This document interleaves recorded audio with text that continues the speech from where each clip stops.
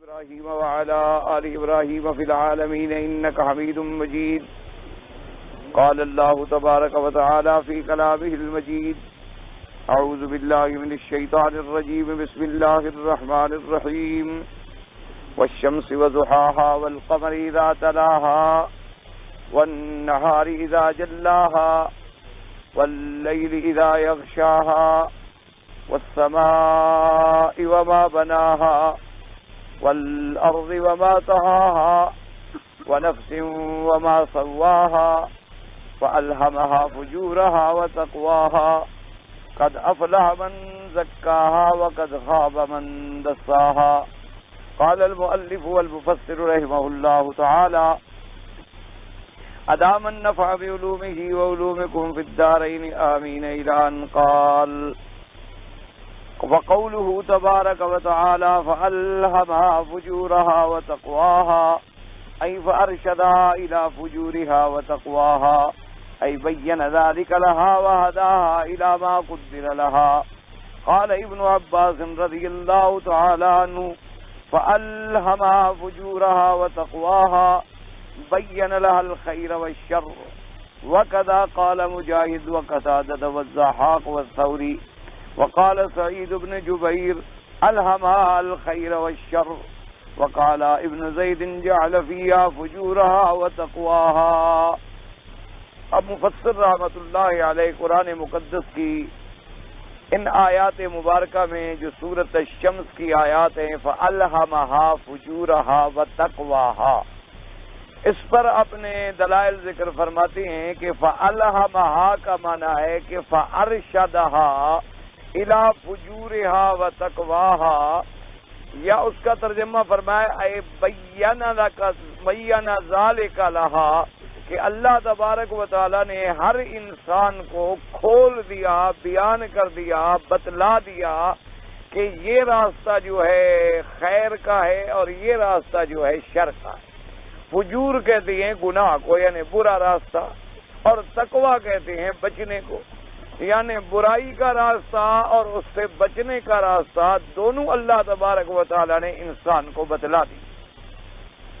اس کے بارے میں مفسرین کرام رحمت اللہ علیہم اجمعین سلف صالحین ارشاد فرماتے ہیں کہ اللہ نے جب انسان کو پیدا فرمایا ہے، یوں سمجھ لیں تو اس کے مادہ کے اندر، جبلت کے اندر، طبیعت کے اندر، اس کی سجیت کے اندر دونوں چیزیں رکھی.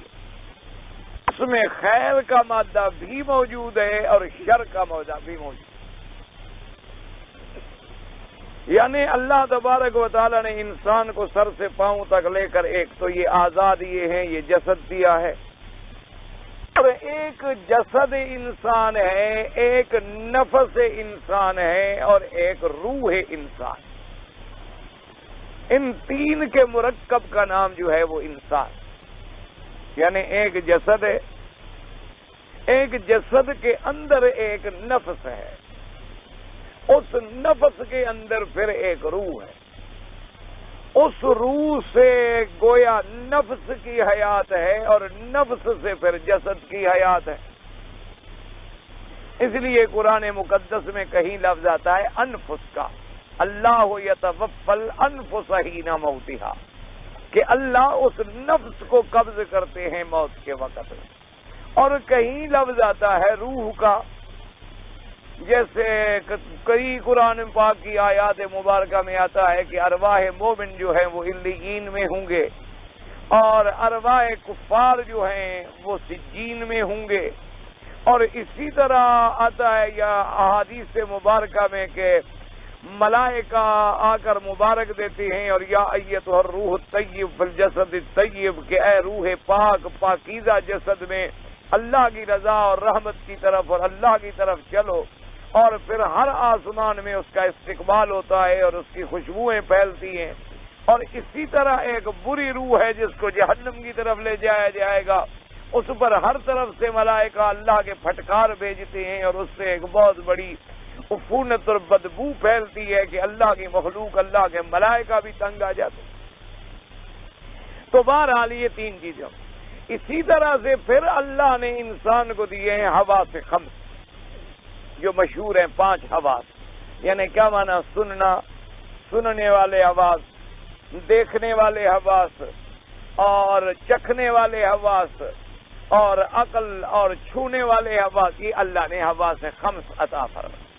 اسی طرح پھر اللہ نے ہر بندے کے اندر قوتیں رکھی ہیں، جیسے علم کی قوت ہے کہ یہ چیزیں علم حاصل کرتی ہیں، خوشبو ہے کہ بدبو ہے، سن کے علم حاصل کر رہا ہے کہ میں نے گالی سنی ہے یا قرآن سنا ہے، اور عقل پھر اس سب کو کنٹرول کر کے سوچ رہی ہے، تو اس کو کہتے ہیں قوت علمیہ۔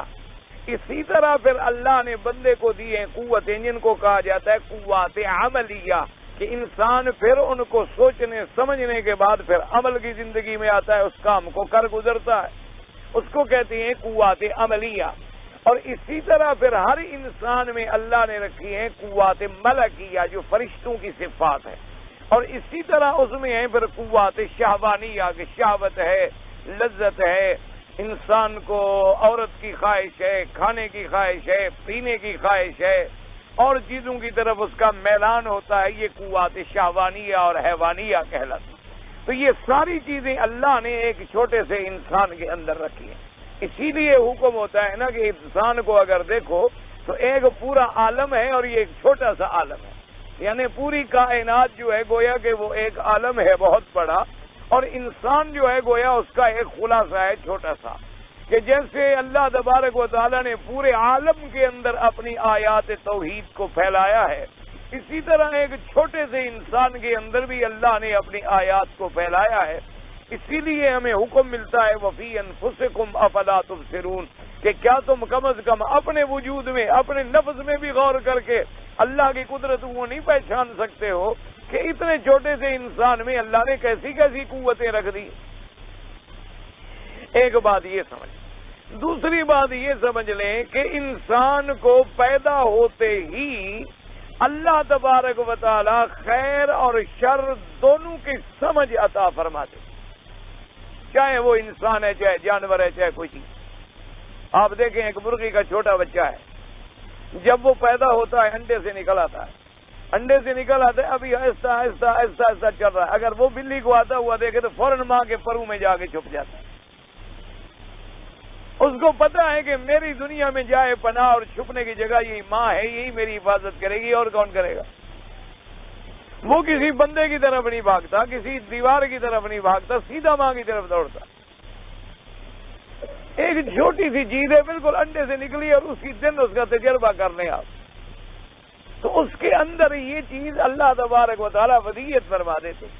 اسی طرح دیکھیں انسان ہے، الحمدللہ بچہ ہے، پیدا ہوتا ہے، اللہ تبارک و تعالیٰ نے اس کے اندر ودیت کر دیا ہے کہ تمہاری ماں کے سینے میں ہم نے تمہاری غذا رکھی ہوئی ہے، یہاں تمہارے لیے دودھ کی ایک نہر ہے، اور تم وہ وہی منہ مارے گا۔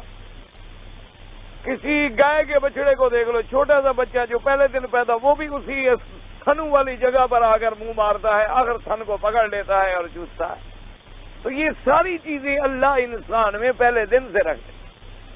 اسی طرح آپ دیکھیں کہ آدمی جو ہے جانتا ہے کہ یہ آگ ہے، یہ جلا دے گی، یہ بہت بڑی گہری کھائی ہے پانی کی، اس میں ڈوب جاؤں گا اگر گرا تو، اور یہ درمیان میں جو راستہ پڑا ہوا ہے یہ ٹھیک ہے، اس سے میں نکل جاؤں گا، اور پھر غور کر کے دیکھتا ہے کہ یہ جو لکڑی اوپر ڈالی ہوئی ہے کہیں کمزور تو نہیں، ٹوٹ تو نہیں جائے گی، میرا بوجھ برداشت کرے گی، میں گزر جاؤں گا کہ نہیں گزر جاؤں۔ اگر کانٹے پڑے ہوئے ہوں تو بڑے آرام سے پاؤں رکھتا ہے کہ میرا پاؤں کانٹے پہ نہ پڑے، اور میں کسی طرح یہ مشکل راستہ بھی گھاٹی بھی عبور کر جاؤں۔ تو یہ ساری قوتیں اللہ نے انسان کو دے دی ہیں، اور اسی طرح انسان کو اللہ نے پھر ایک اختیار بھی دیا ہے۔ وہ جب ہم احادیث سے مبارک پڑھتے ہیں نا کہ جی اللہ کی تقدیر کا لکھا نہیں ٹل سکتا، تو بالکل ٹھیک ہے، اس میں تو کوئی شک نہیں ہے کہ اللہ کی تقدیر کو کون ٹال سکتا ہے۔ اور اللہ تبارک و تعالیٰ تو چونکہ جانتے تھے کہ بندے نے پیدا ہونے کے بعد کیا کیا کرنا ہے، وہ سارا لکھ دیا۔ اس کا مطلب یہ نہیں کہ اللہ کسی کو جبر کر کے برائی کرواتے ہیں یا جبر کر کے اچھائی کرواتے ہیں۔ اگر جبر کر کے نماز پڑھوائیں تو ثواب کیا ہوا؟ پھر تو ثواب کا مسئلہ ہی ختم ہو گیا۔ ایک آدمی کو آپ ڈنڈا لے کے کھڑے ہو جائیں گے، کلمہ پڑھتے ہو تو پڑھو ابھی گولی مار دو، تو یہ کون سا ایمان ہوا؟ اسی طرح ایک آدمی پر آپ گولی دے کے کھڑے ہو جائیں، اس کو کہ نماز پڑھو، وضو ہو نہ ہو وہ پڑھ دے گا۔ گولی سے تو بڑے بڑے جگر والے نماز پڑھ لیتے ہیں۔ اسی طرح تو اللہ تبارک و تعالیٰ کے ہاں نہ تو بالکل جبر ہے نہ اکراہ ہے، اور نہ بندے کو ایسے محمل چھوڑ دیا گیا ہے کہ اس کو کوئی پوچھنے والا اور کوئی چیک کرنے والا اور کوئی کنٹرول کرنے والی طاقت بھی نہ ہو۔ نہ، اس کو اللہ نے ایک نوع من الاختیار دیا ہے، لیکن اس کا اختیار جب اللہ کے اختیار کے سامنے آئے تو بندے کا اختیار ختم ہو جاتا ہے، پھر اس کا غالب آ جاتا ہے۔ تو اس لیے ہمیشہ یاد رکھیں، یہ جاہلانہ ایک دماغ میں فتنہ ہوتا ہے کہ جی اللہ نے لکھا ہے تو آپ نے حج پڑھ لیا، اور میرے لیے بھی تو اللہ نے لکھا تھا کہ میں نے چوری کر لی۔ وہ جی تقدیر کا لکھا ہے، تقدیر نے ہمیں چور بنا دیا اور آپ کو شریف بنا دیا۔ نہیں، اللہ تبارک و تعالی نے دونوں کو اختیار دیا۔ اب دیکھیں، اللہ نے آپ کو آنکھ دی ہے دیکھنے کے لیے، اس کے ساتھ پلکیں لگا دی ہیں بند کرنے کے لیے، تو آپ کو کھولنے کا بھی اختیار دیا ہے اور بند کرنے کا بھی اختیار دیا۔ اگر یہ آپ کو اختیار نہ ہو تو پھر تو سزا اور جزا کا فلسفہ ہی غلط ہو جائے۔ اس لیے اب آپ نے نظر اٹھائی اور سامنے ایک اجنبی خوبصورت عورت نظر آئی، دل کی تمنا ہے کہ دیکھوں، لیکن آپ اللہ سے ڈر گئے۔ اللہ تبارک و تعالیٰ نے آپ کے لیے اجر لکھ دیا کہ آپ نے فوراً اپنی آنکھوں کو جھکا دیا۔ تو اگر جھکانے کا اختیار نہ ہو تو خدا حکم کیسے دیتا ہے کہ جب تم کسی غیر محرم عورت کو دیکھو تو غضوا ابصارکم، اپنی نظروں کو نیچے کر لو؟ تو نظروں کو نیچے کرنے کی ہمیں طاقت اللہ نے دی ہے۔ اسی طریقے سے روزہ رکھنے کے لیے اللہ نے ہمیں روزہ رکھنے کی قوت دی ہے کہ ہم اکیلے بیٹھے ہوئے ہیں، کمرہ موجود ہے، فریج میں ٹھنڈا پانی لگا ہوا ہے، دروازوں کو لاک کیا ہوا ہے، کوئی دیکھنے والا بھی نہیں، اٹھ کے ہم پانی پی سکتے ہیں، لیکن نہیں پیتے۔ اسی پر تو ثواب ملتا ہے کہ ہمیں اٹھ کے چلنے کی طاقت بھی موجود ہے، پانی کا گلاس اٹھا کے پینے کی طاقت بھی موجود ہے، لیکن ہم نہیں پی رہے۔ اسی لیے علماء نے فرمایا کہ انبیاء بھی معصوم ہوتے ہیں اور اللہ کے ملائکہ بھی معصوم ہوتے ہیں۔ معصوم مانا گناہوں سے پاک، اللہ کے فرشتے بھی گناہوں سے پاک ہوتے ہیں، اور انبیاء علیہم السلام، اللہ کے رسول بھی گناہوں سے پاک ہوتے ہیں۔ یعنی عصمت ملائکہ میں بھی ہے اور عصمت انبیاء میں بھی ہے، لیکن انبیاء کی عصمت کا شان جو ہے وہ بہت زیادہ ہے ملائکہ کی عصمت کو، کیونکہ ملائکہ کی عصمت جو ہے وہ اضطراری ہے اور انبیاء کی عصمت جو ہے وہ اختیاری ہے۔ کیا مانے؟ اللہ کے فرشتے معصوم ہیں لیکن ان کے سوا حل ہی کوئی نہیں، ان کو کھانے کی اللہ نے قوت ہی نہیں دی، ان کے اندر اللہ نے کھانے کا جذبہ ہی نہیں رکھا، ان کے اندر بھوک اور پیاس کا مادہ ہی نہیں رکھا، ان کے اندر عورت کی طرف میلان اور شہوت کا مادہ ہی نہیں رکھا۔ تو پاک تو ہیں لیکن پاک نہ ہو تو کیا کرے؟ ان کے اندر تو مادہ ہے ہی نہیں، لہذا معصوم تو ہیں لیکن ان کی عصمت جو ہے گویا وہ اضطراری ہے۔ اللہ نے ان کو بنایا ہی ایسا ہے کہ غلطی کر ہی نہیں سکتے، ان میں غلطی کرنے والا جذبہ ہے ہی نہیں، غلطی کرنے والی اللہ نے ان کے اندر قوتیں رکھی ہی نہیں۔ لیکن انبیاء اور اللہ کے رسول جو ہے ان کو اللہ نے قوتیں دونوں دی ہیں، لیکن پھر وہ گناہ نہیں کرتے۔ قوتیں موجود ہیں لیکن پھر بھی گناہ نہیں کرتے، تو ان کی عصمت کا زیادہ شان ہے کہ طاقت تو ہے، قوت تو ہے، وہ سارے ملکات اور سارے قوات جسم کے اندر موجود ہیں، بلکہ انبیاء کی قوت جو ہے وہ تو عام انسانوں سے 100 آدمی کے برابر قوت اللہ عطا فرماتے ہیں اپنے نبی کو۔ اتنی بڑی قوتیں اور طاقتیں ہیں، لیکن اس کے باوجود ان کی نظر گناہ پہ نہیں اٹھتی، ان کے ہاتھ غلط کام کے لیے نہیں بڑھتے، ان کے پاؤں غلط راستے پہ نہیں چلتے، ان کا دماغ غلط بات کو نہیں سوچتا، تو ان کی عصمت کا درجہ جو ہے وہ بہت بلند و بالا۔ اسی لیے انسان کو اللہ نے یہ دونوں قوتیں دی، الہمہا فجورہا، اس کو برائی کا بھی بتلا دیا، وتقواہا، اور اس سے بچنے کا بھی بتلا دیا کہ بھی یہ گناہ ہے اور یہ جو ہے یہ بچنا ہے۔ اب دیکھیں یہاں لفظ فجور پہلے آ گیا اور تقوی بعد میں آ گیا، کیونکہ آدمی کا میلان زیادہ جو ہے قدرتی بات ہے وہ برائی کی طرف ہوتا، کیوں وما ابرئ نفسی ان النفس لامارۃ بالسوء، کہ انسان کا نفس جو ہے وہ تو ہر وقت برائی کا نشانہ ہے، وہ تو ہر وقت برائیوں کی طرف مائل ہے۔ ہاں جب اللہ تبارک و تعالیٰ اس پہ اپنی رحمت نازل فرماتے ہیں اور وہ اللہ پہ ایمان لے آتا ہے، اللہ کے رسولوں پہ ایمان لے آتا ہے، اللہ کی کتابوں پہ ایمان لے آتا ہے، اور پھر وہ صحبت صالحین اختیار کرتا ہے، تو اس کی محنتوں کے ساتھ اس کی وہ شیطانی قوتیں مٹتی جاتی ہیں اور فرشتوں والی قوتیں ابھرتی آتی.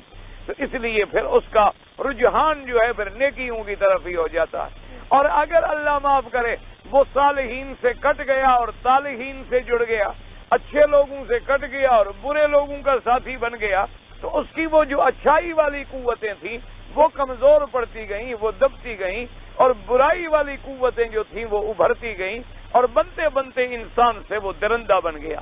کبھی ڈاکہ مارتا ہے، کبھی عصمتیں لوٹتا ہے، کبھی چوری کرتا ہے، کبھی برائی کرتا ہے، کبھی گالیاں دیتا ہے، کبھی کسی سے جھگڑے کرتا ہے، کبھی کسی کو قتل کرتا ہے. بس اس کا دماغ ہر وقت ایک شیطانی کارخانہ ہے اور اسی کے تابع وہ چل رہا. تو اس لیے ہمیشہ یاد رکھے کہ اللہ نے انسان کو دونوں قوتیں بھی دی ہیں اور دونوں کی سمجھ بھی دی ہے، اور دونوں راستوں کو واضح بھی کر دیا ہے کہ بھئی یہ راستہ کعبے کو جاتا ہے اور یہ جہنم کو جاتا ہے، اور یہ راستہ جنت کا ہے اور یہ تمہاری ہلاکت کا ہے، یہ راستہ ہدایت کا ہے، یہ گمراہی کا ہے، یہ راستہ جو ہے حق اور صدق کا ہے، یہ راستہ جو ہے کذب اور جھوٹ کا ہے. اس لیے فرمایا فَأَلْهَمَهَا فُجُورَهَا. اللہ نے تو ہر نفس کو اس کی برائیوں کے بارے میں بھی بتلا دیا اور اچھائیوں کے بارے میں بھی بتلا دیا. اب انسان جرم کرنے کے بعد نعوذ باللہ جرم بھی کرے اور پھر اللہ پر بھی الزام لگائے کہ اللہ بھی آپ نے جو لکھا تھا، تو یہ ایک الزام ہوتا ہے. باقی رہا اللہ کا لکھنے کا معنی یہ ہے کہ چونکہ اللہ کا علم اتنا بڑا علم اور محیط علم ہے کہ بندے نے پیدا ہونے کے بعد جو کچھ کرنا تھا وہ اللہ کے علم میں تھا، کیا اس نے اپنے اختیار سے، لیکن اللہ جانتے تھے کہ یہ بندہ کل کیا کرے گا، پرسوں کیا کرے گا، ترسوں کیا کرے گا، بڑا ہو کے کیا کرے گا، اور بڑھاپے میں کیا کرے گا، جوانی میں کیا کرے گا. جو جان چونکہ اس کا علم تھا تو اپنے کمال علم کو اس نے کتاب محفوظ میں لکھ کے رکھ دیا. اب جب فرشتے دیکھتے ہیں کہ جو لکھا ہوا ہے اسی طرح ہو رہا ہے، وہ کہتے ہیں کمال ہے اللہ کے علم کا کہ واقعی اللہ تبارک و تعالیٰ ہی کی ذات جو ہے وہ اللہ الغیوب ہے.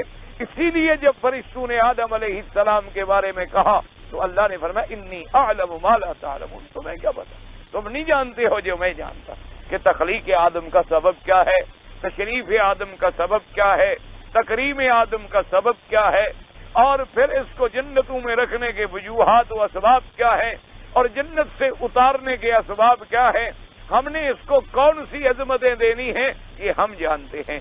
انی اعلم ما لا تعلمون. تم کو پتہ بھی کوئی نہیں، اور تم تو اگلی باتیں غیب کے بارے میں کر رہے ہو، تمہیں تو ان برتنوں کے نام بھی نہیں آتے، تو باتیں کر رہے ہو کہ آدم کی اولاد جائے گی اور ایسا کرے گی اور ایسا کرے گی اور ایسا کرے گی. اللہ نے فرمایا اچھا بتلاؤ کیا نام، بیونی بے اسماء ہؤلاء، ان چیزوں کے ذرا نام بتلاؤ. نے کہا اللہ میں ہم تو نہیں جانتے. اللہ نے فرمایا جب تمہارے سامنے چیز رکھی اس کو نہیں جانتے، اور آدم جنت سے اترنے کے بعد جو کرے گا تم جانتے ہو، یہ تمہارے سامنے رکھے ہو ان کو بھی تم نہیں جانتے ہو. انبئونی باسماء ہؤلاء ان کنتم صادقین قالوا سبحانک لا علم لنا الا ما علمتنا. کہ اللہ پاک ہے تیری ذات، ہم تو نہیں جانتے مگر اتنی جو آپ نے ہمیں سکھلایا، جو چیز آپ نے ہمیں بتلائی نہیں ہم نہیں جانتے. اس لیے ہمیشہ یاد رکھیں کہ اللہ تبارک و تعالی ہر بندے کو فہم دیتے ہیں، ہر بندے کو سمجھ دیتے ہیں، ہر بندے کو پھر اللہ نے قوت دی ہے، ایک ارادہ دیا ہے، نیت. دیکھو نا سارے اعمال کی دار و مدار کیا ہے، نیت پہ. اب ایک آدمی اٹھ کے کعبے کا چکر لگاتا رہے، 100 چکر لگا لے، لیکن نیت نہ ہو تو اس کا طواف نہیں ہوگا. ایک آدمی ابھی اٹھے جناب اور صفا مروہ ویسے دوڑنا شروع کر دے، روزانہ جا کے 20 ایک چکر لگاتا رہے، تو کچھ صفا مروہ نہیں ہوگا. کیونکہ انما الاعمال بالنیات، نیت ہوگی، نیت کے بعد اس کا جب عزم بنے گا، نیت کرے گا، ارادہ. تو یہ اللہ نے ارادے کی اس کو قوت ہی نہ دی ہو تو پھر نیت کا کیا معنی. آدمی نیت کرتا ہے کہ اچھا بھائی میں نے عمرہ کرنا ہے، پھر اس کے لیے غسل کرتا ہے، 2 چادریں باندھتا ہے، پھر ماشاءاللہ تنعیم جاتا ہے، سیدہ عائشہ صدیقہ رضی اللہ تعالی عنہا کی مسجد میں جا کے 2 رکعتیں پڑھتا ہے، پھر وہاں جناب لبیک بعمرۃ لبیک اللہم لبیک پڑھتا ہے، پھر گاڑی پکڑتا ہے، پھر آگے طواف کرتا ہے، 2 رکعت پڑھتا ہے، پھر صفا سے شروع کرتا ہے، مروہ پہ ختم کرتا ہے، پھر بال کٹواتا ہے. یہ ساری اس کو کرنے کی، چلنے کی، غسل کی، پھرنے کی، دوڑنے کی اگر ارادہ طاقت ہی نہ دی ہو تو ثواب کس بات کا. اس لیے ہمیشہ یاد رکھیں کہ اللہ تبارک و تعالی ثواب اور جزا جو ہمیں دیں گے سزا اور ثواب جو ہمیں دیں گے وہ ہمارے اسی اختیار پہ ہمیں ملے گا کہ ہم نے کیا اختیار کیا.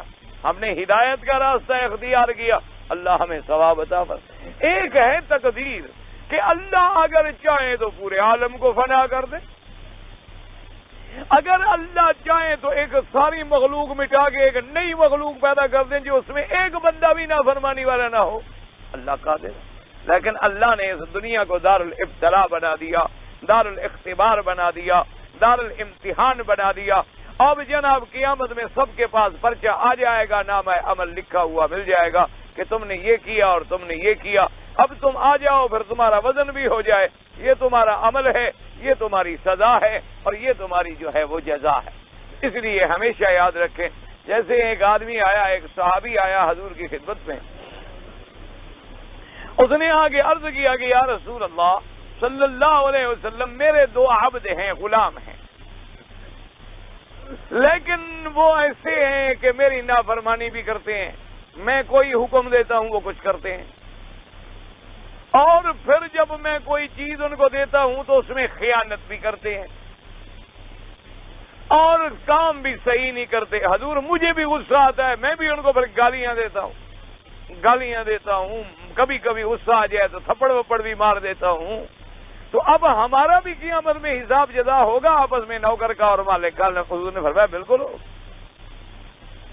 حضور پھر کیسے ہمارا حساب ہوگا؟ اللہ نے فرمایا ان کی خیانتیں اکٹھی کر دی جائیں گی, تمہاری گالیاں اور ماریں بھی اکٹھی کر دی جائیں گی. اگر تو معاملہ برابر ہو گیا جاتا, اگر ان کی خیانتیں زیادہ ہیں اور تمہاری مار جو ہے وہ کم ہے, پھر تم چاہو تو معاف کر دو, ورنہ یہ ہے تمہارا فضل ہے, تمہیں اس کا اللہ بدلہ دے.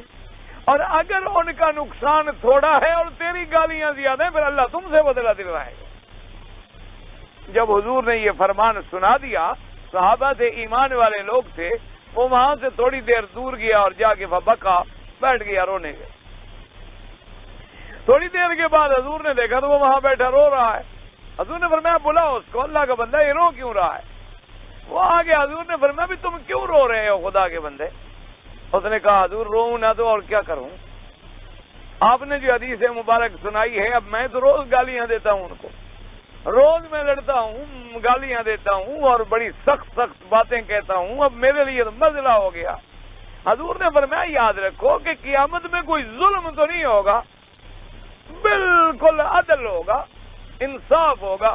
اس نے کہا حضور مجھے اللہ کے عدل پر بھی یقین ہے, لیکن میں سمجھتا ہوں کہ اب میرا چھٹکارے کا راستہ کوئی نہیں, آپ اللہ کے لیے گواہ ہو جائیں, میں نے ان غلاموں کو آزاد, بس جان چھوٹے نہ ہوں گے نہ قیامت میں حساب دینا پڑے گا. میں نے ان کو آزاد کر دیا ہے, جتنی ہلکا ہوں گا اتنی بوجھ بھی ہلکا ہوگا, اتنی حساب بھی ہلکا ہوگا.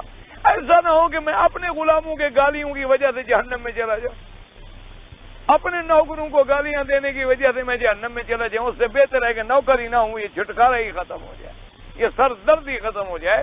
تو اس لیے ایک ذرے کا حساب ہوگا, لیکن دونوں میں اللہ نے ہمیں نوع من الاختیار دیا ہے, نہ ہمیں مجبور محض بنایا ہے نہ ہمیں مختار محض بنایا ہے, بلکہ اس کے درمیانی کیفیت کا ایک نام ہے. جیسے ایمان جو ہے وہ بھی ایک درمیانی کیفیت کا نام ہے کہ آدمی کو اللہ کی رحمتوں پر بھی کامل یقین ہو اور اللہ کے غضب سے بھی پورا ڈر ہو. الایمان بین الخوف والرجاء, یعنی اگر آدمی سے غلطی ہے تو رحمت کا امیدوار بھی ہو جائے, اور اگر آدمی اس کے بعد اللہ کے عذاب کا سزاوار اور ڈر بھی پیدا ہو جائے. اسی کیفیتوں کا نام ایمان ہے, اور اسی نوع من الاختیار جو ہے اسی پہ ہمیں سزا اور جزا کا قیامت میں فیصلہ ہوگا. اس لیے فرمایا فَأَلْهَمَهَا فُجُورَهَا وَتَقْوَاهَا. حضرت ابن عباس رضی اللہ تعالی نے فرمایا بَيَّنَ لَهَا ذَلِكَ, اللہ نے ہر انسان کو کھول کے سمجھا دیا کہ یہ تمہارا راستہ ٹھیک ہے اور یہ راستہ جو ہے وہ غلط ہے. اسی طرح حضرت مجاہد اور قتادہ فرماتی ہیں, حضرت سعید بن جبیر الہمہا الخیر والشر, اللہ نے ہر انسان کو خیر اور شر جو ہے وہ سمجھا دی کہ بھئی یہ خیر ہے یہ شر ہے, یہ سچ ہے یہ جھوٹ ہے, یہ عدل ہے یہ ظلم ہے, یہ حق ہے یہ ناحق ہے, یہ حق ہے یہ باطل ہے, یہ دن ہے یہ رات, سب کو سمجھا دیا ہے. اور اس کے بعد فرماتی ہیں وقال ابن زید, حضرت ابن زید فرماتی ہیں جعل فیہا فجورہا وتقواہا, انہوں نے فرمایا اللہ نے ہر انسان میں دونوں مادے رکھے ہیں، خیر کا بھی رکھا ہے اور شر کا بھی رکھا ہے.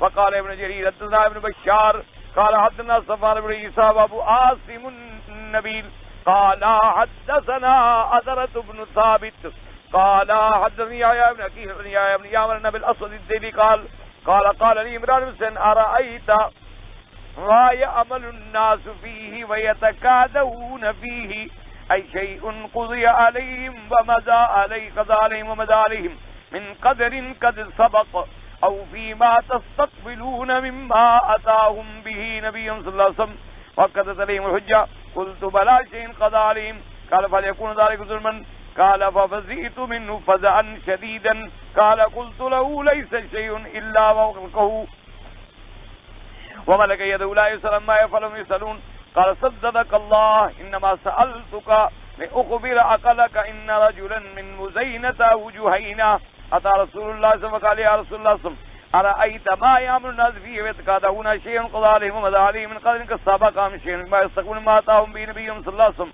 وأكدت به عليهم الحجة قال بل شيء قد قضى عليهم قال ففي من أعمل قال من كان الله خلقه إحدى المنزلتين يهيئ لها وتصديق ذلك في كتاب الله تعالى ونفس وما سواها فألهمها فجورها وتقواها. اس حدیث مبارک میں آتا ہے عمران بن حسین کہتے ہیں اسود الدیلی فرماتے ہیں کہ مجھے کہا عمران بن حسین نے، عمران بن حسین نے مجھے کہا کہ بھائی مجھے یہ بتلاؤ کہ یہ لوگ جو کام کر رہے ہیں، عمل کر رہے ہیں اور جس میں پڑے ہوئے ہیں، کیا یہ سب کچھ ان کے بارے میں اللہ کی تقدیر فیصلہ کر چکی ہے، گزر چکا، تقدیر میں لکھا جا چکا، یا آئندہ جب کرتے ہیں پھر لکھا جاتا ہے؟ جب ان کے پاس پیغمبر آئے، پیغمبر علیہ السلام نے آ کے ان کو بتلایا، پھر اگر انہوں نے کیا تو لکھا گیا اور نہ کیا تو نہ لکھا گیا، کیا تو پھر حجت اللہ کی تمام ہو گئی. تو فرماتی ہے میں نے کہا کہ بل شیء قضا علیہم بھی نہیں، اللہ کی تقدیر میں تو سب کچھ پہلے لکھا ہوا ہے. تو اس نے کہا اچھا اگر پہلے لکھا ہوا ہے تو فہل یکون ذالک ظلما، تو کیا پھر یہ ظلم کہلائے گا کہ پہلے تو اللہ نے لکھ دیا پھر اسی پر سزا بھی دیتے ہیں؟ تو اللہ تو ظلم سے پاک ہے، اللہ تبارک و تعالیٰ تو ظلم سے منزہ ہے. کہتے ہیں میں بہت ڈر گیا کہ اب کیا کروں، کیا جواب دوں؟ کوئی جواب تو بنتا نہیں، تقدیر میں تو سب کچھ پہلے لکھا ہوا ہے، اور ابھی یہ پوری کائنات بھی نہیں بنی تھی، اور 2000 سال پہلے اللہ تبارک و تعالیٰ نے سب سے پہلے قلم پیدا فرمایا، یعنی ابھی آسمان و زمین بھی پیدا نہیں ہوئے تھے، آسمان و زمین بھی پیدا نہیں ہوئے تھے. اس وقت اللہ تبارک و تعالیٰ نے اول ما خلق اللہ القلم، سب سے پہلے اللہ نے تقدیر کا قلم بنایا اور اس کو حکم دیا کہ اکتب، لکھو، ما کان وما یکون وما هو کائن الی یوم القیامہ. قلم کو حکم دیا کہ لکھو جو ہو گیا، جو ہو رہا ہے، جو ہوگا، جو قیامت تک ہوتا ہے، سب کچھ لکھا گیا. حضور نے فرمایا او جفت الاقلام ورفعت الصحف، فرمایا قلم کو خشک کر دیا گیا، صحیفوں کو لپیٹ دیا گیا، جو لکھا جانا تھا سب لکھ دیا. اور اسی طرح یاد رکھیں بعض ہمارے ہاں ایک بڑا مسئلہ بڑا مشہور ہے کہ سب سے پہلے اللہ تبارک و تعالیٰ نے حضور صلی اللہ علیہ وسلم کا نور پیدا کیا، اور اسی کے بارے میں ایک روایت بھی پیش کرتے ہیں کہ اول ما خلق اللہ نوری، کہ سب سے پہلے اللہ نے میرے نور کو پیدا کیا ہے. تو اب اس حدیث مبارک میں آتا ہے کہ ابھی تو آسمان و زمین پیدا نہیں ہوئے کہ اللہ نے تقدیر کی قلم کو پیدا کیا. اس لیے سمجھیے مسئلے کو کہ پہلی بات تو یہ سمجھ لیں کہ اول ما خلق اللہ نوری کی جو حدیث مبارک ہے وہ حدیث صحیح نہیں، ضعیف حدیث ہے. اور ضعیف حدیث جو ہے یہ قاعدہ ہے کہ عقیدے کے معاملے میں کبھی حجت نہیں بنتی. ہمیشہ ایک بات یاد رکھیں کہ عقیدے کا مسئلہ اگر کہیں آئے گا تو اللہ کا قرآن، اور اللہ کے قرآن کے بعد وہ حدیث مبارک عقیدے میں پیش ہوگی جو متواتر ہو، مشہور ہو، اور قطعی الثبوت ہو اور قطعی الدلالت ہو، وہ حدیث عقیدے میں پیش ہو. عقیدے میں تو علماء اور محدثین درجہ حسن کی حدیث بھی نہیں لیتے کہ جائے کہ درجہ ضعیف کی حدیث لے لیں. ضعیف حدیث جو ہوتی ہے وہ فضائل اعمال میں تو محدثین گوارا کر لیتے ہیں. یعنی مثلا کعبہ شریف کی فضیلت آئی، حرم شریف کی فضیلت آئی، درود شریف کی فضیلت آئی، رمضان شریف کی فضیلت آئی، لیلۃ القدر کی فضیلت آئی، کوئی حدیث ضعیف بھی آ گئی تو محدثین قبول کر لیتے ہیں کہ بھئی ایک چیز کی فضیلت کا ہی بیان ہے، یا زیادہ سے زیادہ بھی ترغیب ہے یا ترغیب ہے. لیکن ایک ہے عقیدہ. عقیدے کا مسئلہ ہمیشہ یاد رکھیں، وہ عقیدہ اتنا ٹھوس چیز ہے کہ اس کا ثبوت بغیر اللہ کے قرآن کے اور فرمان محمد مصطفیٰ اور حدیث مبارک بھی وہ ہو جو حدیث متواتر اور معروف مشہور ہو، اور حدیث ایسی ہو قطعی الثبوت ہو اور قطعی الدلالت ہو. یعنی ایسے لفظ بھی نہ ہوں گے جس سے دو معنی نکل سکتے ہوں، نہ بالکل ٹھیک ٹھیک وہی معنی ہو. اس لیے ایک تو پہلی بات یہ سمجھ لیں کہ یہ حدیث مبارک جو ہے درجہ صحت کو نہیں پہنچی. نہ اس کو امام بخاری رحمت اللہ علیہ نے نقل فرمایا، نہ امام مسلم رحمت اللہ علیہ نے نقل فرمایا، نہ اس کے رجال الشیخین ہیں، نہ سیاہ ستہ کے 6 کتابوں میں اس کو درج کیا گیا. ایک بات تو یہ یاد. دوسری بات یہ یاد رکھیں کہ تمام انبیاء علیہم السلام جو ہیں، تمام کے تمام حضرت آدم سے لے کر میرے پاک نبی محمد مصطفیٰ، تمام کے تمام انبیاء بشر ہیں اور آدم علیہ السلام کی اولاد ہیں، جن سے بشر ہیں، ان کے والدین ہیں، ماں باپ ہیں، وہ کھاتے ہیں پیتے ہیں، ان کی شادیاں ہوتی ہیں، ان پہ بیماری آتی ہے، ان پہ موت آتی ہے. ایک بات یاد رکھیں، یہ مسئلہ میرا نہیں، قرآن کا مسئلہ ہے. اللہ تبارک و تعالی فرمایا وما جعلنا لبشر من قبلک وما جعلنا لبشر من قبلک الخلد. فرمایا آپ سے پہلے میرا بدری جتنے بشر نبی گزرے ہیں، ہم نے کسی کے لیے یہ تو نہیں لکھا کہ وہ ہمیشہ زندہ رہیں گے. اور اسی طرح فرمایا وما ارسلنا قبلک الا رجالا نوحی الیہم. میرا بدری آپ سے پہلے ہم نے جتنے پیغمبر بھیجے رجالن مرد تھے اور انسان تھے اور بشر تھے، کوئی عورت بھی نہیں بھیجی اور نہ ہم نے کسی دوسری جنس سے آدمی بھیجی. اور اسی طرح اللہ تبارک و تعالی نے فرما دیا کہ اگر زمین میں میرے نوری مخلوق ہوتی تو میں نبی بھی نوری بھیجتا، لیکن چونکہ زمین میں مخلوق جو ہے وہ بشر آباد ہے اور بشر کی ہدایت کے لیے ہم نے بھیجنا ہے، اس لیے فرمایا قل لو کان فی الارض ملائکہ، اگر زمین میں فرشتے ہوتے لنزلنا علیہم من السماء ملکا رسولا، ہم آسمانوں سے اللہ کا فرشتہ نبی بنا کے بھیجتے. لیکن زمین میں تم رہتے ہو اور زمین میں انسان رہتی ہیں تو ان کی ہدایت کے لیے لازمی بات ہے کہ نبی ان کی جنس میں آئے گا. اسی لیے حضرت ابراہیم نے دعا مانگی کہ ربنا وابعث فیہم رسولا منہم رسولا من انفسہم، کہ میرا اللہ اس کعبے کو آباد فرمانے کے لیے اسی علاقے کے قبیلے کی قوم میں سے نبی پیدا فرما. اس لیے حضور نے فرمایا اللہ نے مجھے قریش سے پیدا فرمایا، اللہ نے مجھے بنی ہاشم کے گھرانے سے پیدا فرمایا. اللہ کے نبی نے فرمایا کہ میں عبداللہ کا بیٹا ہوں، عبد المطلب کا پوتا ہوں. عبداللہ ابن عبد المطلب حضور صلی اللہ علیہ وسلم کا نسب ہے. آپ کی والدہ کا نام آمنہ بی بی ہے، آپ کی دودھ پلانے والے کا نام بی بی حلیمہ سعدیہ ہے جو آپ کی مرضیہ ہے. اور یہی اشکال کافروں کو بھی ہوتا تھا کہ جی آپ کھاتے ہیں پیتے ہیں، آپ سوتے ہیں جاگتے ہیں، آپ کو دکھ آتا ہے سکھ آتا ہے، ہم کیسے نبی مان لیں؟ اس لیے ہمیشہ یاد رکھیں، تو جب اللہ نے نبوت بھیجی ہی جن سے بشر میں ہے تو نور والا تو مسئلہ ہی نہ رہا. ایک بات یاد رکھیں ہمیشہ. تو اس لیے بھی اس حدیث مبارک سے اشکال پیدا ہوتا ہے کہ حدیث مبارک قرآن سے ٹکرا رہی ہے کہ اللہ فرماتی ہے میں نے نبی بشر بھیجی ہیں اور حدیث میں آئے کہ پہلے میرا نور پیدا کیا گیا. تو حضور صلی اللہ علیہ وآلہ و اصحابہ وسلم تسلیما کثیرا کثیرا اس لیے سیدہ عائشہ صدیقہ بنت صدیق رضی اللہ تعالی عنہا جو حضور کی سب سے محبوب بیوی ہے، آپ سے جب پوچھا گیا کہ حضور جب گھر میں آتے ہیں تو آپ کی گھریلو زندگی کے بارے میں کچھ روشنی ڈالو، تو اس نے فرمایا کان یخیط الثیاب وکان حضور صلی اللہ وکان یعمل فی عمل بیتہ، کبھی حضور اپنا کپڑا بھی سی لیتے تھے، کبھی گھر کے کام میں بھی مدد کروا دیتے تھے، کبھی کھانا ہم پکا ہو رہے ہوتے تو ہماری مساعدہ بھی فرما دیتے تھے، کیوں انہ بشر من البشر، کیونکہ اللہ کا نبی بھی تو ایک بشر ہے، انسانوں میں سے ہیں، تو جو انسانوں کو گھر میں کام پیش آتے ہیں وہی کام حضور صلی اللہ علیہ وسلم کو بھی پیش آتے تھے۔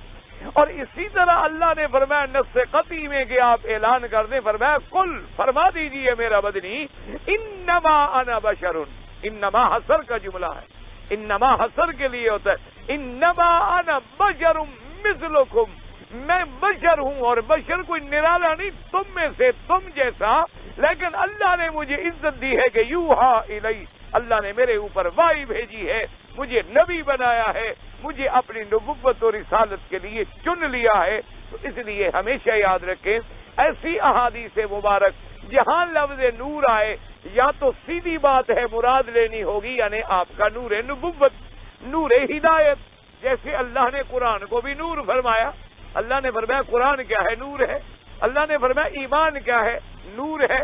اللہ نے فرمایا اسی طرح انبیاء کا بھی نور، نور ہدایت ہوتا ہے، نور ایمان اور نور صداقت ہوتا ہے، ورنہ جنس انبیاء کی بشر ہوتی ہے۔ اور اس لیے علماء نے فرمایا کہ اول ما خلق اللہ کی جو بات ہے کہ جو سب سے پہلے چیز پیدا کی گئی وہ قلم ہے، اول ما خلق اللہ القلم، چونکہ وہ صحیح حدیثوں میں ثابت ہے اور بخاری اور مسلم کی حدیثوں میں ثابت ہے۔ اور اس قلم کو حکم دیا گیا کہ اکتب ما کان وما یکون وما هو کائن الی یوم القیامہ۔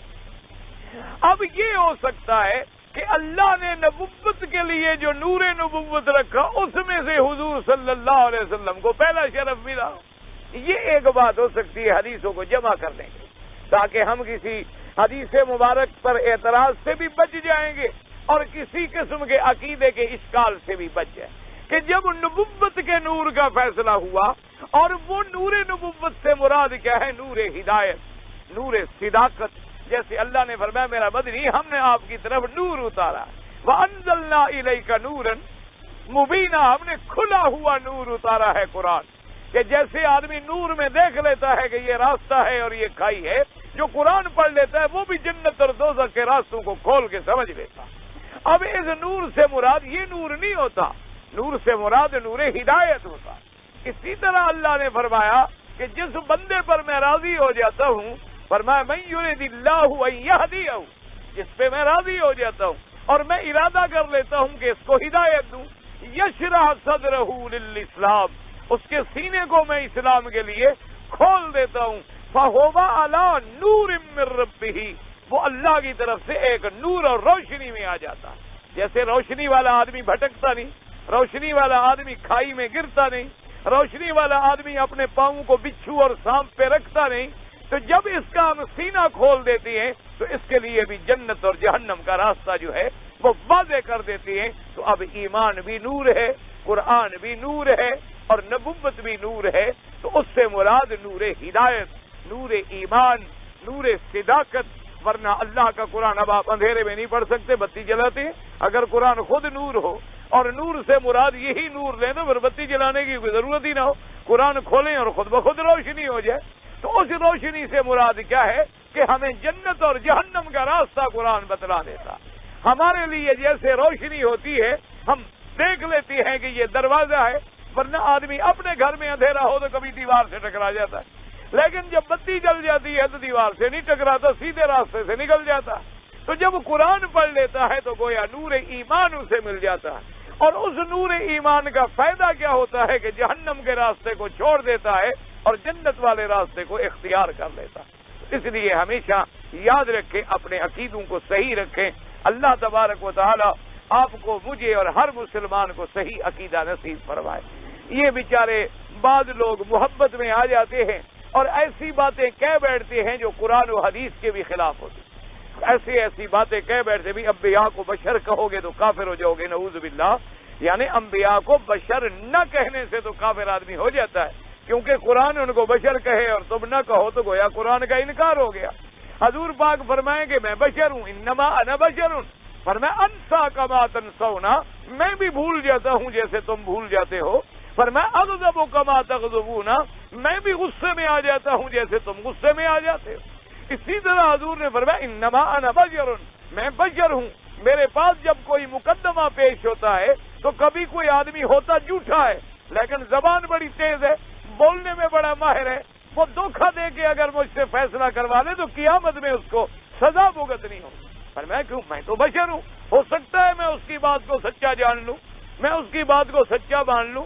اور اسی طرح حضور کے زمانے میں واقعہ بھی ہوا، ایک آدمی نے چوری کی، آٹا چرایا، ایک بوری چوری کر لی، ایک بوری آٹا تھا اس زمانے میں، اس نے چوری کر لی اور طریقہ یہ اختیار کیا کہ اس کو تھوڑا سا ایک ہلکا سا سوئی کے ساتھ ناکا کر کے ایک سوراخ کر دیا کہ تھوڑا تھوڑا آٹا گرتا ہے، اور ان گھر والوں کے جو مخالف تھے وہاں تک آٹے کا نشان لگا کے پھر اٹھا کے بھاگ گیا۔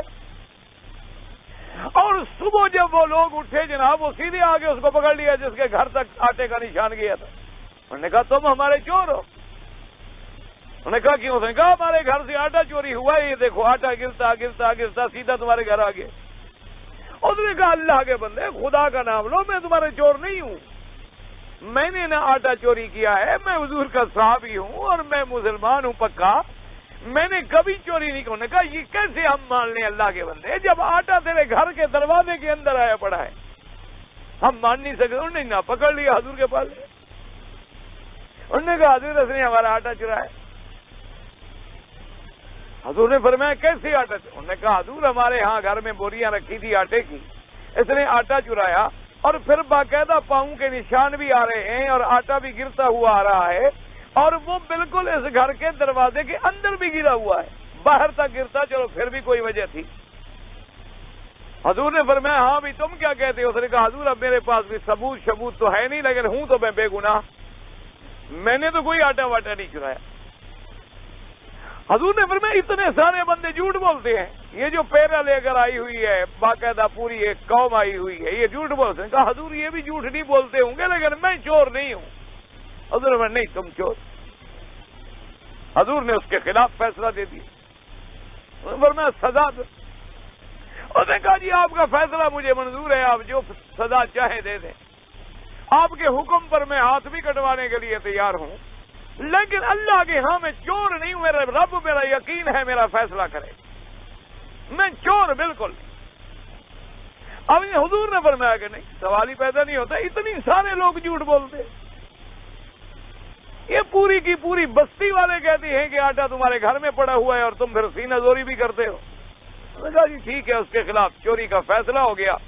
اللہ تبارک و تعالیٰ نے مہربانی فرمائی، اس کا رونا اللہ کی دربار میں منظور ہو گیا۔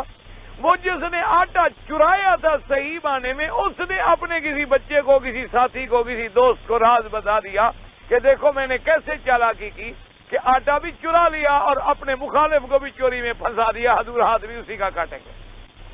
اس نے دوڑا اور حضور کے آگے بتا دیا، اس نے کہا حضور آٹا تو اس نے چرایا ہے۔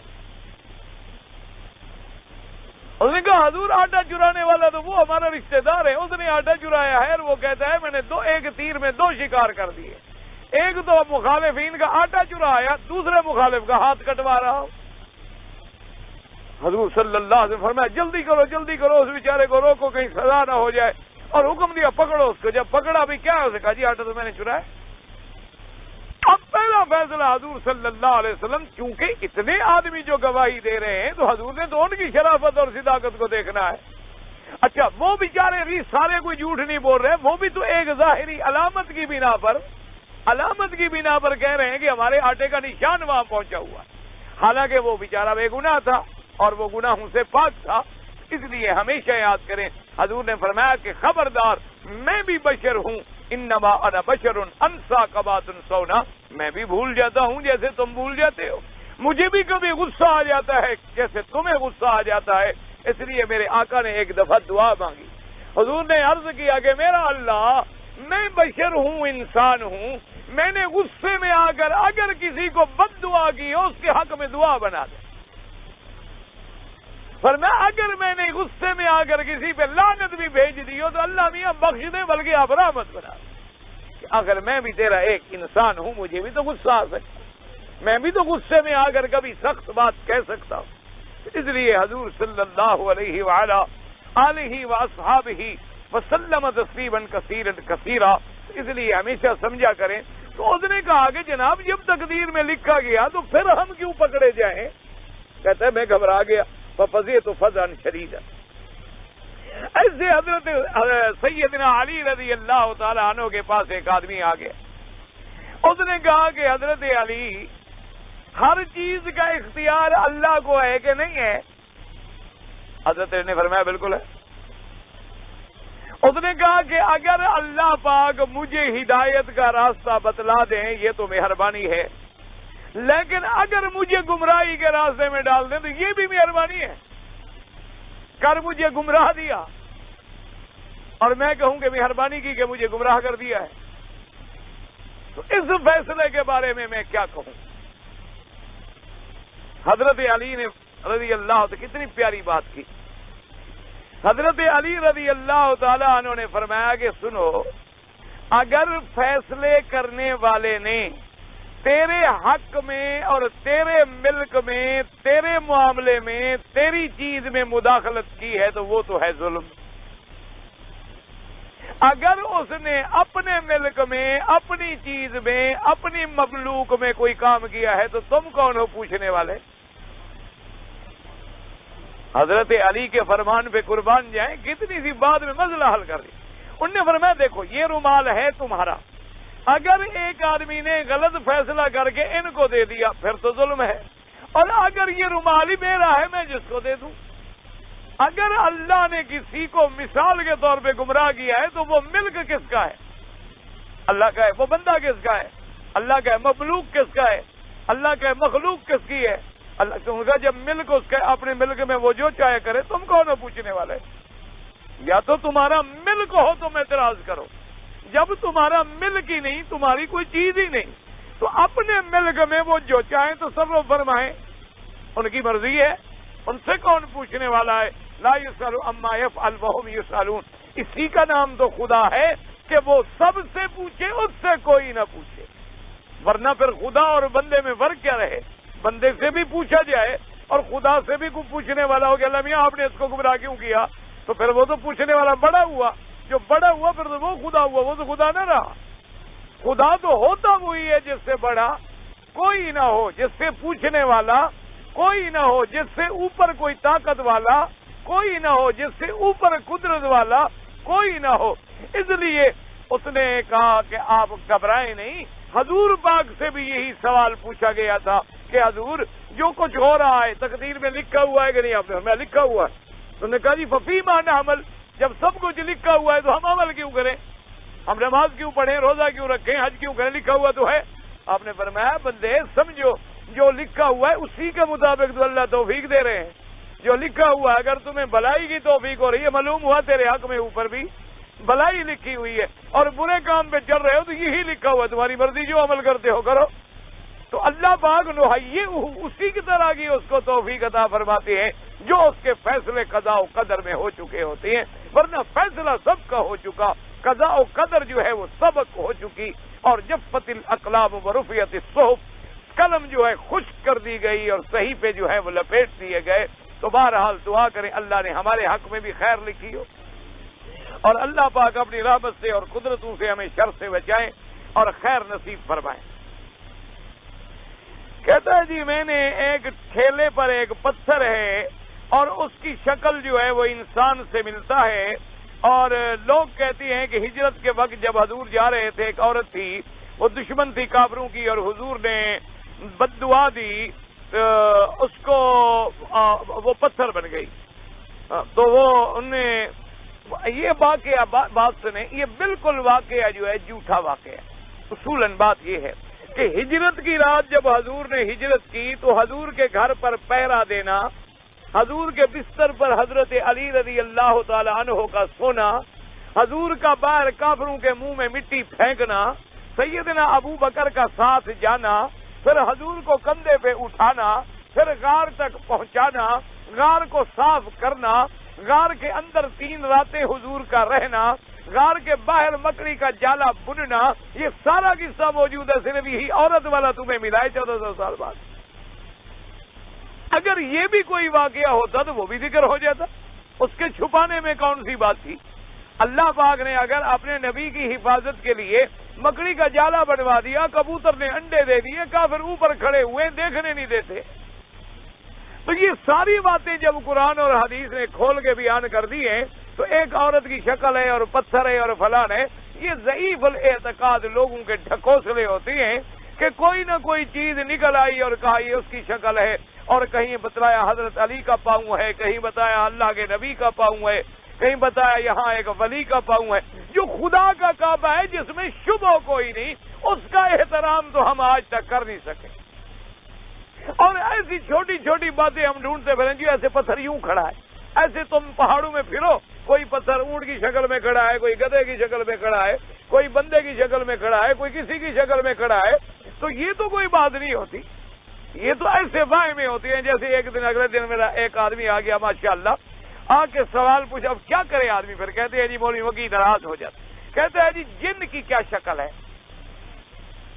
بھائی جب قرآن کہتا ہے کہ جن کو تم دیکھ ہی نہیں سکتے، انہو یراکم ہوا وقبیلہ من حیث لا ترونہم، کہ وہ تمہیں دیکھ سکتے ہیں تم ان کو نہیں دیکھ سکتے۔ جب نہیں دیکھ سکتے تو آدمی شکل مولوی وکی کیسے بتلا دے؟ وہ کہا نہیں حضرت بتلائیں جن کی شکل کہتی ہے۔ میں نے کہا بالکل آپ جیسی ہو۔ وہ جناب پھر ناراض ہو گیا۔ میں نے کہا اس کے علاوہ میرے پاس کیا جواب ہے؟ کہنے لگا جی کیسے؟ میں نے کہا بالکل آپ تحقیق کریں کتابوں میں آپ جیسی شکل نہ نکلے، مجھے آ کے پکڑ لیں۔ خیر وہ پھر الحمدللہ جان چھوٹ گئی۔ کچھ کتابیں میرے پاس ہیں موت کا منظر لکھی ہوئی ہیں، تو بہرحال اگر کتاب میں قرآن لکھا ہوا ہو، یعنی پورا قرآن نہیں بلکہ کتاب ہے، اس میں کہیں کہیں آیت ہے، وہ بغیر وضو کے پڑھ سکتے ہیں۔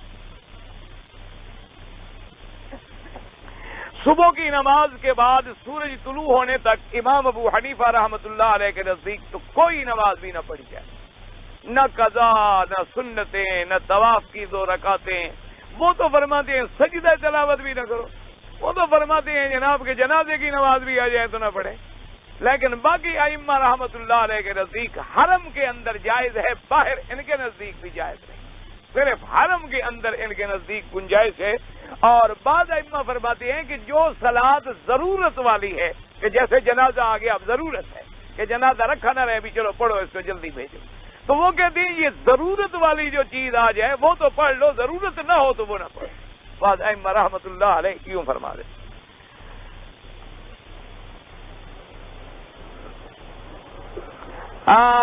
اگر جناب قصاص والا قصاص جو ہے وارث معاف کر دے، معاف ہو جاتا ہے۔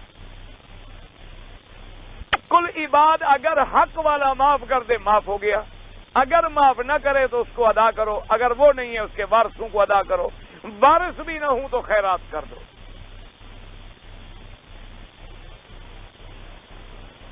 رجم والوں کا رجم کا جو ہے اس سے معافی کی کیا صورت ہے؟ رجم والی معافی نہیں، اگر ثابت ہو گئے گواہ تو معافی نہیں ہے۔ وہ قصاص ہے قتل میں، رجم میں نہیں ہے۔ قصاص جو ہے وہ قتل میں ہے، وہ رجم میں نہیں ہے۔ یہ نہیں ہے کہ کوئی آدمی کہ اچھا جی میں نے ان دونوں کو زنا معاف کیا تو معاف ہو جائے، وہ نہیں معاف ہوتا۔ جس چیز میں اللہ نے معافی کی گنجائش دی ہے اسی میں معافی ہوتی ہے، جس چیز میں معافی کی گنجائش ہی نہیں رکھی گئی اس میں معافی نہیں ہوتی۔ میں نے لائف انشورنس میں پیسے جمع کرائے، رقم بڑھ گئی تو رقم کرائے، بہرحال جو رقم آپ کو زیادہ ملی ہے وہ سود ہے، خالص حرام ہے، لیکن آپ اس کمپنی سے لے لیں اور اس رقم تاکہ اگر آپ نہیں لیں گے تو وہ تو پھر سود میں لگا دیں گے نا، تو گویا آپ نے اور برائی کی مدد کی۔ ان سے تو آپ لے لیں اور بغیر ثواب کی نیت کیے ہوئے کسی غریبوں کو، مسکینوں کو دے دیں، کوئی راستہ بنا دیں، کچھ کر دیں، ثواب کی نیت نہ کریں، کیونکہ ثواب تب ملے گا جب آدمی حلال خیرات کرے۔ حلال پر ثواب ملتا ہے، حرام پر ثواب نہیں ملتا۔ اسی لیے علماء نے کہا جیسے مسجدیں ہوتی ہیں، مدارس ہوتے ہیں، لیٹرین ہیں، حمام ہیں، ایسی گندی بندے کام ہیں، ان میں لگا دیں لیکن ثواب کی نیت نہ کریں۔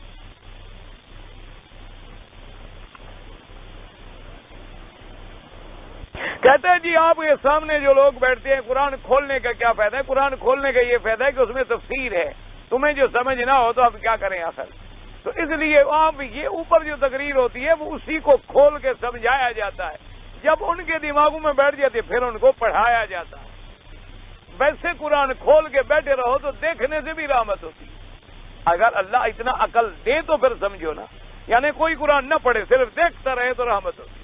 جیسے طواف نہ کرو، کعبے کو دیکھتے رہو تب بھی رحمت ہوتی ہے۔ اپنے والدین کے چہرے پر محبت سے نظر ڈالو تو اللہ کی رحمت ہوتی ہے۔ یہ تین چیزیں ہیں جن کے دیکھنے سے بھی رحمت ہوتی ہے۔ مسجد میں لالٹین وغیرہ جو ہوتی ہیں اس میں مٹی کا تیل استعمال کیا جائے، اگر اور کوئی حل نہ ہو مجبوراً، ورنہ بدبودار چیز استعمال نہ کی جائے تو بہتر ہے۔ مسجدوں کو بدبودار چیزوں سے بچایا جائے، ایسی چیزیں استعمال کی جائیں جن سے بدبو نہ آئے، کیونکہ حضور نے منع فرما دیا ہے کہ بصل بھی کھائے تو مسجد میں نہ آئے، اگر تھوم بھی کھا لے تو مسجد میں نہ آئے۔ تو جب اتنی رائے ابھی قابل قبول نہیں ہے، ہاں اگر ایک جگہ ہے حل کوئی نہیں، مجبوری ہے، نمازی گریں گے تو ایسی جگہ رکھ لے کہ مسجد کے اندر بدبو نہ آئے۔ سب برات کے بارے میں کوئی حدیث مبارک صحیح روایت کوئی نہیں ہے۔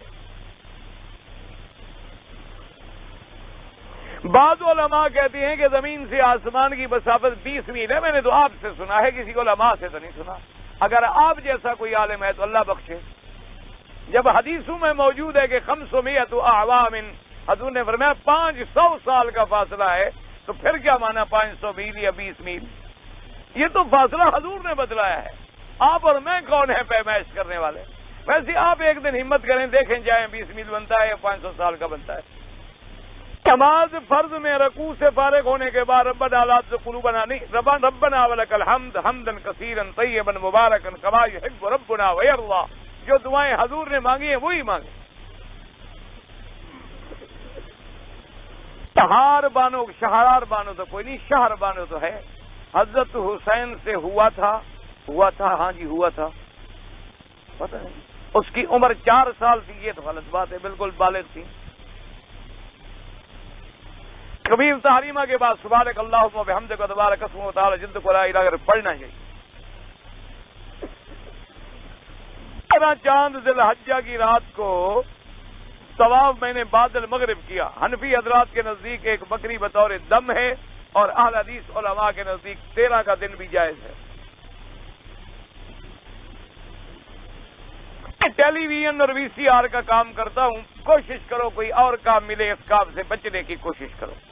جب اور کام مل جائے تو اس کو چھوڑ دو، کیونکہ یہ چیزیں غلط میں اس کاموں میں استعمال ہوتی ہیں، پھر بلا وجہ آدمی کا اس میں حصہ ملتا ہے۔ لیکن جب تک اور کام نہ ملے مجبور ہو، تم اپنے کام کا بدلہ لیتے ہو۔ وضو کرتے ہوئے داڑھی کی جڑوں تک ہم بال بالکل پانی پہنچانا چاہیے اور خلال بھی کرنا چاہیے۔ نکاح کے اندر خطبہ اور گواہ اور اعلان بس۔ کرتے ہوئے رکن یمانی کو ہاتھ نہ لگا سکیں، کوئی بات نہیں، نہ لگائیں، چلے جائیں، پھر اشارے کی بھی ضرورت نہیں۔ حضرت آدم علیہ السلام اور حضرت حوا کا جب نکاح ہوا تھا تو حق المہر کیا طے ہوئی تھی؟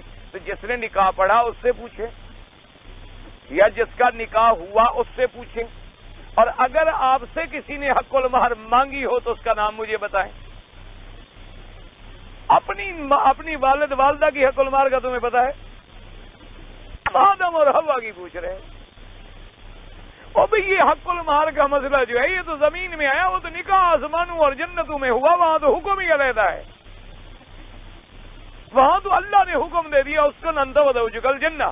اب اگر یہاں تمہارے پیٹ سے عورت پیدا ہو تم نکاح کرو گے؟ تو حوا کو تو آدم کی پسلیوں سے اللہ نے زندہ نکال لیا، وہ تو مسئلے الگ ہیں، ان کو آدم و حوا کے مہر کا فکر پڑا ہوا ہے بیچارہ۔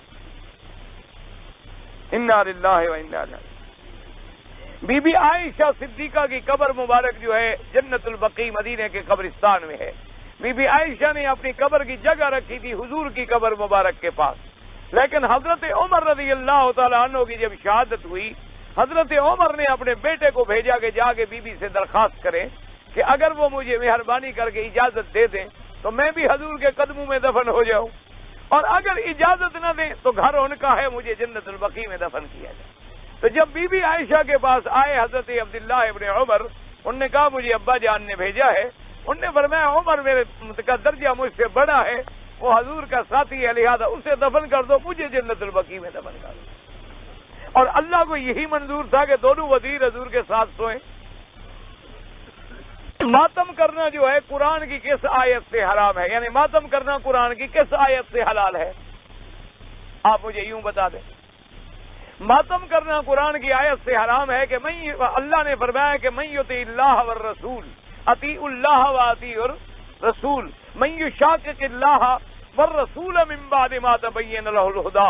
اللہ نے فرمایا ما آتاکم الرسول فخذوہ، جو میرا نبی دے پکڑو اور جس سے روکے رک جاؤ۔ اللہ کے نبی نے فرمایا کہ جو ماتم کرتے ہیں، کپڑے پھاڑتے ہیں، سیاہ کپڑے پہنتے ہیں، من ضرب الخدود وشق الجیوب ولبس السود فلیس منا، جو چہروں پہ تھپڑ مارے، کپیر پھاڑ ڈالے، چہرے پہ مٹیاں ڈالے، فرمایا اس کا محمد بدری کی جماعت سے کوئی تعلق نہیں۔ یہ حکم دیا محمد مصطفیٰ نے، اور قرآن نے حکم دیا کہ نبی کے حکم کو پکڑو، تو قرآن سے بھی ثابت ہو گیا اور حدیث سے بھی۔ یہ نور و شر والا ابھی مسئلہ میں نے بتا دیا ہے۔ اللہم صلی علی سیدنا محمد وعلی آل سیدنا محمد کما صلیت علی ابراہیم وعلی آل ابراہیم فی العالمین انک حمید مجید۔ یا الہ العالمین، تمام عالم اسلام کو ہدایت عطا فرما۔ یا اللہ عالم اسلام کی عزت کا فیصلہ فرما۔ یا اللہ کفر کی ذلت کا فیصلہ فرما۔ یا الہ العالمین، مجاہدین افغانستان، مجاہدین کشمیر، مجاہدین فلسطین اور تمام اسلامی مجاہدین کی قدم قدم پہ نصرت فرما۔ یا اللہ مسلمان جس ملک میں ہے اس کی جان، مال، آبرو، عزت کی حفاظت فرما۔ یا اللہ تمام مسلمان ملکوں میں اسلام اور قرآن و سنت کا قانون نافذ فرما، امن و امان قائم فرما۔ یا اللہ مسلمانوں کو اتحاد و اتفاق کی دولت سے مالا مال فرما۔ یا اللہ بیماروں کو شفا عطا فرما، بے حیاؤں کو حیا عطا فرما، بے دینوں کو دین عطا فرما، بے اولادوں کو اولاد عطا فرما، جن کی اولادیں ان کو صالح بنا، قرض داروں کے قرض عطا فرما، جن کا رزق تنگ ہے ان کے رزق میں برکتیں عطا فرما۔ یا اللہ ہماری سب پریشانیاں اپنی رحمت سے دور فرما، سب حاجات اپنی رحمت سے پوری فرما۔ یا اللہ جن دوستوں نے دعاؤں کے لیے کہا ہے سب کی حاجتیں پوری فرما، سب کی آرزویں پوری فرما، سب کی تمنائیں پوری فرما۔ یا اللہ ہمیں تو مانگنا بھی نہیں آتا، بغیر مانگے اپنی رحمت عطا فرما۔ یا اللہ تمام مسلمانوں کا خاتمہ ایمان پہ فرما اور سب کو جنت الفردوس نصیب فرما۔ یا اللہ عذاب قبر سے بچا، یا اللہ عذاب حشر سے بچا، یا اللہ عذاب قبر، عذاب حشر، عذاب جہنم سے بچا۔ یا الہ العالمین حضور پاک کی محبت نصیب فرما، صحابہ اہل بیت اولیاء کرام کی محبت نصیب فرما۔ یا اللہ گستاخی اور بے ادبی سے محفوظ فرما۔ ربنا آتنا فی الدنیا حسنۃ وفی الآخرۃ حسنۃ وقنا عذاب النار۔ اللہم الطفنا فی تیسیر کل عسیر فإن تیسیر کل عسیر علیک یسیر۔ اللہم یسر امورنا، اللہم اقض حاجاتنا۔ یا اللہ حرمین الشریفین کو قیامت تک ہر فتنہ سے محفوظ فرما۔ یا اللہ ہر مسلمان کو حرمین کا ادب نصیب فرما۔